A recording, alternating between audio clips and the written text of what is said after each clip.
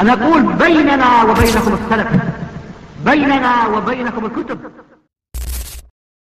Ceux qui ne voient pas ce fondement, as-sam' wa at-ta'a, sont les khawarij, qui furent appelés ainsi لأنهم خرجوا على ولاة الأمور وخرجوا عن الطاعة, comme a dit Cheikh Al-Fawzan.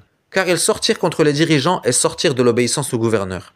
Et le premier contre qui ils sortirent est le prince des croyants Ali ibn Abi Talib radiyallahu anhu. Et parmi leurs shubuhat, ils disent: tous ces gouverneurs arabes ne jugent pas avec la loi d'Allah, et Allah dit dans le Coran: وَمَنْ لَمْ يَحْكُمْ بِمَا أَنزَلَ اللَّهُ فَأُولَٰئِكَ هُمُ الْكَافِرُونَ. Et ceux qui ne jugent pas d'après ce qu'Allah a fait descendre, les voilà les mécréants. Shubha sah. Sauf que lorsque tu retournes au tafsir et à la compréhension des sahaba, tu trouves qu'Ibn Abbas radiyallahu anhuma fut interrogé sur ce verset et dit: Man jahada ma anzala Allahu faqad kafar, wa man aqarra bihi wa lam yahkum fa huwa zalimun fasiq.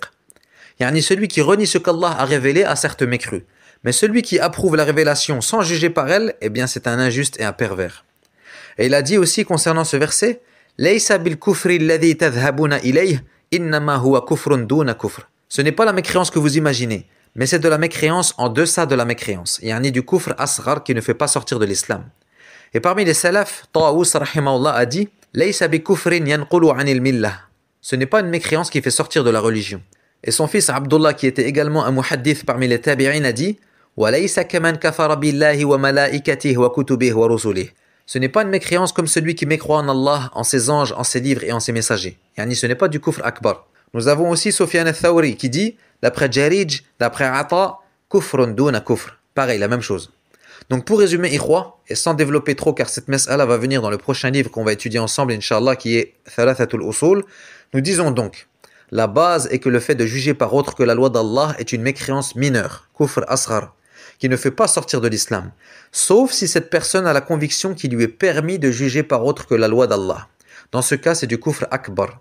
Mais s'il juge par ces lois inventées par les hommes, par appât du gain par exemple, ou pour toucher plus d'argent, ou par passion, ou par vengeance envers une personne, tout en sachant qu'il commet un péché et que juger par la charia est obligatoire, eh bien celui-ci n'est pas sorti de l'islam.